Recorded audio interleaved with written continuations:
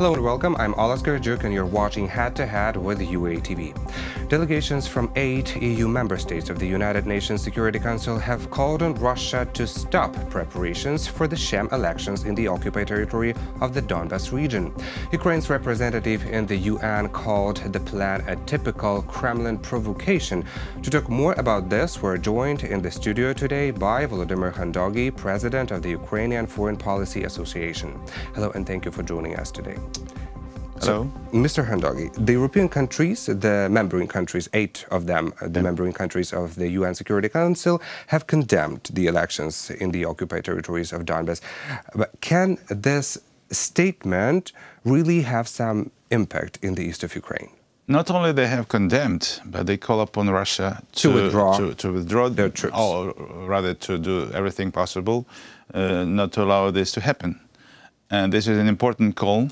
And we will have to wait and see a little bit whether or not Russia would sort of adhere to this call from the members of the Security Council. My personal guess that Russia would ignore this. What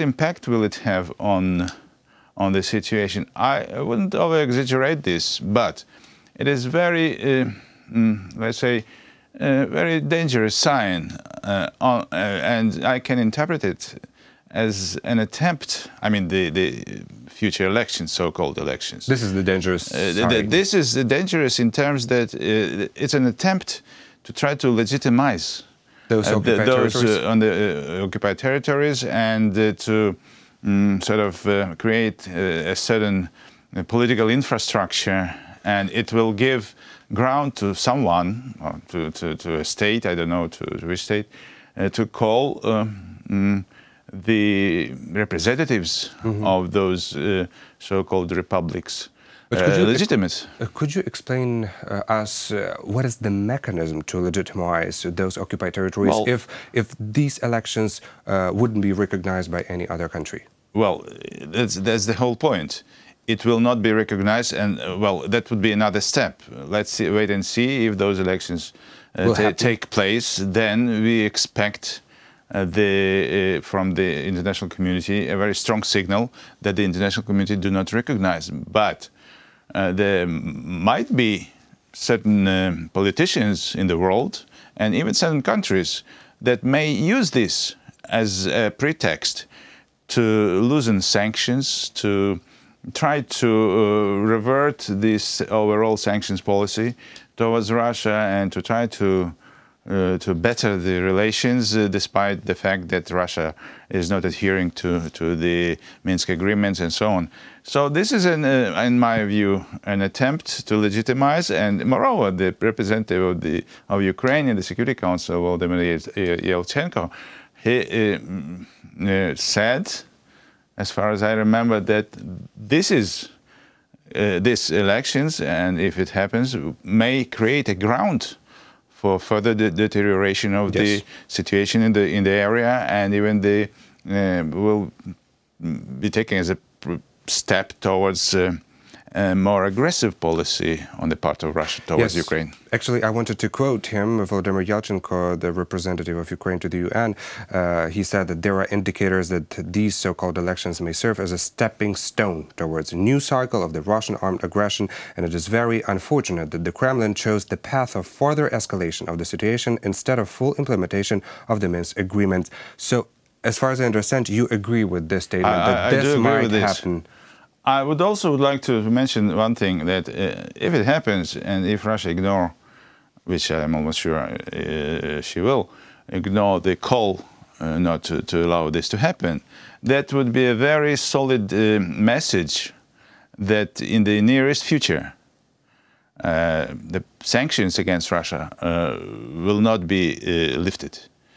I think that would give ground to the European Union, if not to strengthen, but to keep it. At least to keep them. At least to keep it, and maybe to strengthen. I would wait and see on the American reaction. My guess is that Americans can really use this opportunity to strengthen the sanctions.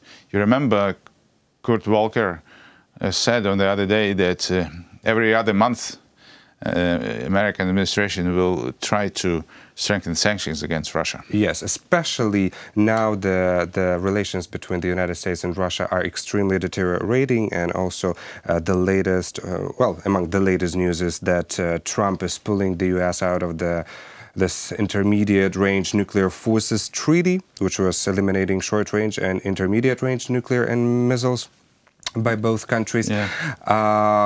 Well, looks like the arms race begins between Russia and the United States. How can this result on the situation in the east of Ukraine? Well, it's very unfortunate, because we all remember that Ukraine, when it resumed its independence in the early 90s, one of the steps that Ukraine had undertaken at that time is the removal of all the nuclear forces from the territory and adhering to the Non-Proliferation Treaty. Yes.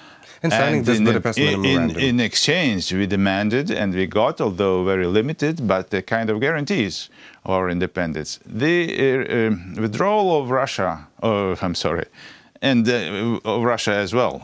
I'm sure that it will be another step. But withdrawal of the United States from this treaty is a very unfortunate development, although it may not have a direct impact, but it means the destruction or destroying the whole system of nuclear weapons limitation treaties, and Ukraine, as the former possessor of nuclear weapons, will be the first to suffer. Well, the North Atlantic Alliance does not want this arm race with Russia. This was stated by NATO Secretary General Jens Stoltenberg just recently at a press conference dedicated to this Trident Juncture 2018, this largest military exercises. So looks like Stoltenberg is picking up the right words not to provoke Russia, not to aggravate the situation. It's simply this statement. We should be very honest that the agreements that have been reached some years or many years ago, even before the collapse of the Soviet Union, were not, let's say, modernized. Although the situation in the world has changed. If you take this INF treaty, the situation has changed dramatically when it was signed, and now we have two more nuclear weapon states. We have China, which possesses a huge number, not huge, but relatively huge number of intermediate nuclear forces, which were the actually subject of the treaty. And China is not involved in the process of destroying these nuclear forces. So what should have been done by these two states, nuclear weapon states, the United States and Russia as the successor of the Soviet Union, is to address this treaty sometime before, and not to drive at a situation when one of the participants withdraw from it, to assess the new situation in the world and try to ameliorate and try to modernize this treaty, and maybe to work out a new treaty which would correspond to the realities of today. But would Americans want to keep the dialogue? Yes, I think so. If Russia was breaching the treaty, well, at least... Well, first of all, let's not forget that it was only a declaration. The United States has not yet officially declared about the termination of their participation in this treaty. And don't forget that there are talks, or rather, there are indications that we will have soon a meeting between the President of the United States and President Putin. Okay, again, well, it will happen on the 11th, if I'm not mistaken, of November in France. And plus, Trump invited President Putin to visit the United States. And there are consultations going on the modalities of this visit early next year. I'm sure that issue of nuclear weapons will be on the agenda, and I will not be surprised if a new kind of a treaty will emerge out of that negotiations. This is very interesting. But coming back to our topic about this meeting of the UN Security Council, there was no resolution in the end on the situation of Ukraine. Is it a bad or a good sign? Well, it's a kind of a reflection of the situation which exists, because any resolution, if it is put on the table, would have been vetoed by the Russian Federation, and that's obvious. And as far as I understood, at the beginning it was agreed among the Security Council members that will be a meeting in the form of briefing. So it's not just a meeting which ends with was crowned by the resolution, but it was kind of a briefing. There were two high-level United Nations officials which briefed the Security Council on the situation, including in the area of the human rights and so on. And no resolution was placed on the table, and no resolution was adopted. I think it's a bad sign. I would suggest to my colleagues in the Foreign Office that we should be more forthcoming in terms of putting and proposing a concrete mechanisms, concrete actions, even knowing that it would be vetoed. We have to create a kind of a critical mass of negative votes on the part of the Russian Federation to show to the world that whatever we put on the table, it is not accepted by Russia. And then, of course, there are other mechanisms within the United Nations system. If the Security Council is not able to act as it is planned in the UN Charter to be a responsible organ for maintenance of the international peace and security, then there are other options, and we have to follow on those options.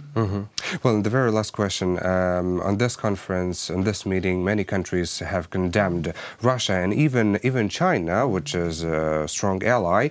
They also supported the sovereignty and territorial integrity of all states, including Ukraine. So can we really talk about Moscow being isolated on the world stage, or not? I think yes. We have to. We can talk about the isolation of Moscow, but we should not forget that Russia remains to be a huge country, a nuclear weapon state, and a permanent member of the Security Council. And isolation of this country is a very relative notion. Yeah, nobody knows. Is it going to result? We need to. We are destined. We need to press on Russia, but we also need to look for opportunities. And what is important, we need to, as Ukraine, we need to propose concrete steps on how to resolve the issues that are outstanding. So the other countries can follow and can listen. Of course, yeah, because you may not sort of expect, for instance, sanctions going forever. Yeah, that's true. We need to propose something. Well, thank you so much for this conversation. Thank you for being a guest today. Thank you. That was Volodymyr Khandogiy, president of the Ukrainian Foreign Policy Association. Thank you for watching Head to Head. I'm Oles Garjuk. Goodbye.